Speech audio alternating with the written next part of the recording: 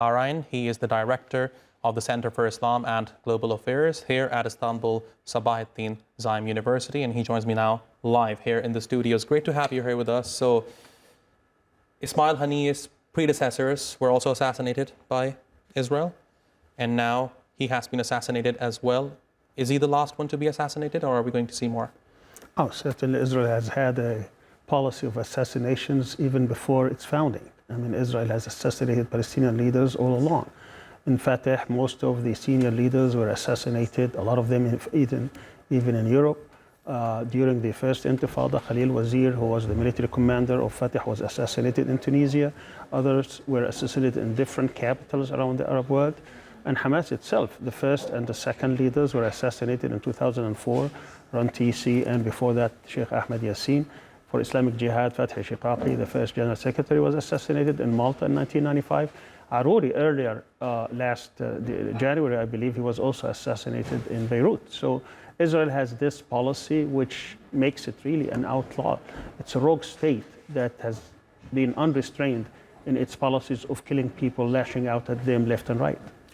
And the fact that Israel is able to perpetrate these assassinations again and again, goes to show that some entity, some country is emboldening these actions. No doubt. I mean, the United States has been emboldening Israel, enabling Israel, protecting Israel, supplying Israel with all its arms, even intelligence that it needs to carry out these assassinations. So there is no doubt that the United States has been complicit not only in the genocide in Gaza, but also throughout these assassination attempts, or even more than attempts. These are actual assassinations taking place. As you pointed out, in 1992, Musawi also, Abbas Musawi, the first Secretary General of Hezbollah, was assassinated, and he was replaced by Hassan Nasrallah, who far exceeded in his defiance of Israel what Musawi could have done.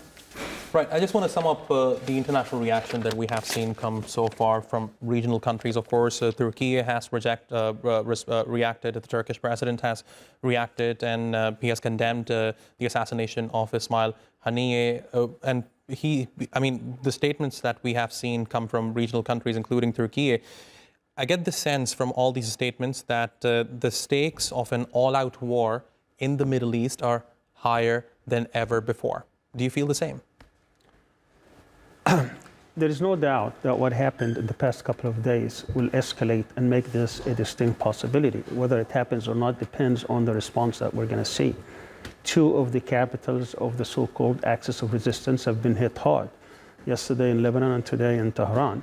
That means that the resistance, or the axis of resistance, particularly Hezbollah and Iran, would have to respond. And if they respond in a forceful way, which is expected, then Israel will also raise the stakes and might respond back. Whatever that response might be would tell us a lot about what the other players in the region would do. And I think right now the United States is also at crossroads. Kamala Harris cannot be elected as president with this tension high in the region, and the United States cannot abandon Israel. So are you saying that all of this happened without the blessing of the U.S.? Well, the United States right now, in terms of the Biden administration, does not have an interest in escalation. Harris cannot be elected. The Democratic Party cannot regain power in the White House with this outrageous war going on. At least temporarily, they need to shut it down. And that's what they were trying to do. And Netanyahu has been defying them, and he is more interested in getting Trump back into the White House because he would be more amenable to what he wants to do. So there is a tactical difference here. It doesn't mean that the United States will not back Israel if Israel carries the day. And that's what's been happening. The will of Israel has been carrying the day throughout this. And because we have a weak and ineffective administration, they had to tag along. But it doesn't mean that they are totally in agreement with Israel. And Sami, I think the timing of these incidents is very concerning, isn't it? It happened, not just the assassination of Ismail Haniyeh, but also the assassination of a senior Hezbollah commander. All of this happened a few days after Netanyahu returned from Washington. I mean, does it raise concerns? Absolutely, there is a connection here.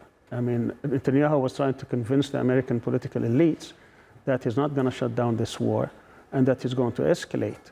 I don't think the Biden administration, again, particularly Harris, is interested in escalation because that will dim her chances of getting elected. So they were trying to convince them to at least temporarily shut this down in terms of a hostage deal until the elections is over. And I think, on the other hand, the Republicans do not want that to be shut down, because the more you have this upheaval and turmoil, the more Trump will have a chance of becoming be re-elected. A bit off topic, but I have to ask you this question. You know, we have been talking about this subject quite a lot recently, especially with the U.S. heading to the elections. Who is better for the Middle East? Is it the Republicans? Is it the Democrats? Because, of course, when we look at the events unfolding now, all of this is happening under the leadership of the Democrats. Do you perhaps think that if the Republicans come into power, it would be better for the Middle East? No. I mean, we have to understand that both parties have been heavily influenced and under the tutelage of the influential Israeli lobby. So in terms of the actual policies, support, protection, supply of arms and policies, both are the same. You know, all the vetoes that have been cast on behalf of Israel came from both parties. But in terms of the long-term strategic situation, I think there are subtle differences between the two. If Trump comes to power, I think he will unravel faster the American empire in terms of the long-term and the short-term impact of that empire in the region. But in terms of the domestic policies vis-a-vis the Arabs and Muslims, certainly Trump would be a disaster for them. So you would have to look at different impacts of these two parties. But when it comes to the Palestinian situation, certainly Trump has done more damage than any other administration. But then when we see the genocide that Biden has allowed, then you can't argue that. Because Trump's argument is that it did not happen on his watch. No wars happened on his watch. That's what he argues.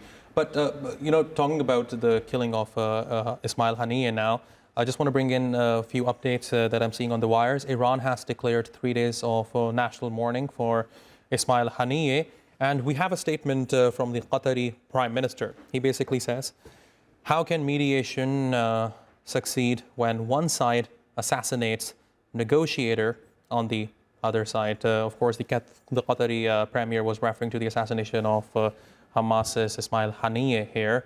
Where do you think his assassination leaves ceasefire negotiations? I think the ceasefire negotiations have been dead for a long time. I mean, from day one, Netanyahu was not interested in any negotiated deal. And I think if we were in doubt about this, just listening to his address in Congress would tell you that he's not interested in any kind of negotiating deal.